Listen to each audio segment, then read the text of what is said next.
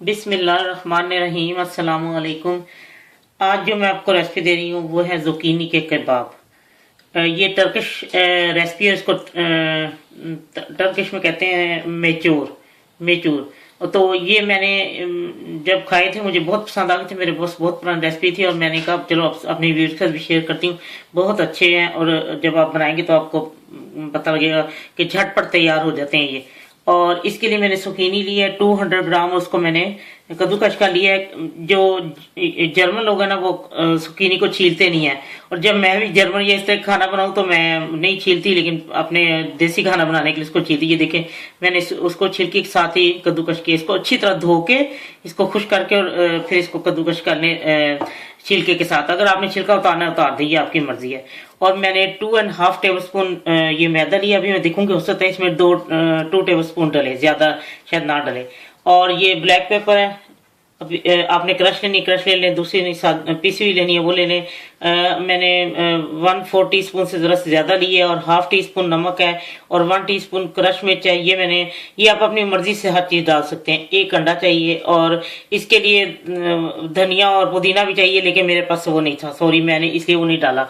और ऑयल जो है इसको फ्राई करने के लिए। अब मैं आपको बताती हूँ कैसे तैयार करने हैं। या मैं इसमें ये नमक मिर्च और ये सब मिला देती हूँ। और ये मैंने अंडे और मैदे को ना पहले मिक्स कर लिया अच्छी तरह। मैंने कहा शायद उसमें गुठलियां ना बन जाए ना, ऐसे मैं इसमें मिक्स करके अभी मैंने पूरा मैदा डाला। मैं देखती हूँ अब और कितनी जरूरत है। अगर आपने उसको जुकीनी को उसका पानी निकालना है, जोड़ना है तो कर लें, लेकिन मैंने नहीं किया क्योंकि फिर वो बहुत खुश्क हो जाएगा ना, मतलब ये चीज़ें उसमें फिर अच्छी तरह हल नहीं होंगी।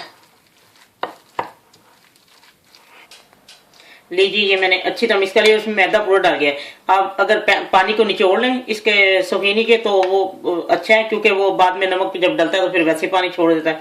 अब मैंने ये सारा मैदा इसमें आपने डालना है 2 टेबल स्पून फुल भर के वो डाल दें। और अब मैं इसे मैं तेल गर्म कर लिया 2 टेबल स्पून, ज्यादा नहीं।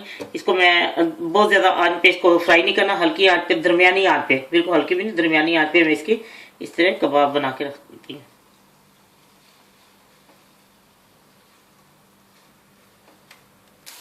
ये देखें मैंने इसमें 1 टेबल स्पून मैंने निकाल लिया था ऑयल। मैंने कहा इसमें थोड़ा बिल्कुल कम ऑयल में एक दफ़ा फ्राई करती हूँ और फिर मैं दोबारा 1 टेबल ऑयल डाल के फिर मैं दोबारा और डालूंगी, क्योंकि ये बिल्कुल थोड़े से तेल में इसको पकाना है, ज़्यादा नहीं।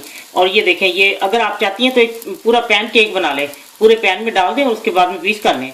ये देखें अब पानी अगर आप निचोड़ दें तो वो ज़्यादा अच्छा है, क्योंकि वो फिर उसने पानी छोड़ दिया था ना ज़रा सुकीनी ने भी। तो इसलिए अब देखें आपने जितने ब्राउन रखने हैं उसको जब देखें तैयार हो चुके हैं। और बिल्कुल तेज़ आंच पे नहीं पकाने, दरमियानी जब उसको डालें उसके बाद हल्की कर दें, हल्की आंच पे ये खुद ही होते रहते हैं। इसलिए कि अगर ज़्यादा तेज़ करेंगे तो फिर वो अंदर से कच्चे रह जाएंगे। ज़ाहिर है मैदा है और सुकीनी फिर आहिस्ता आहिस्ता पकना है ना।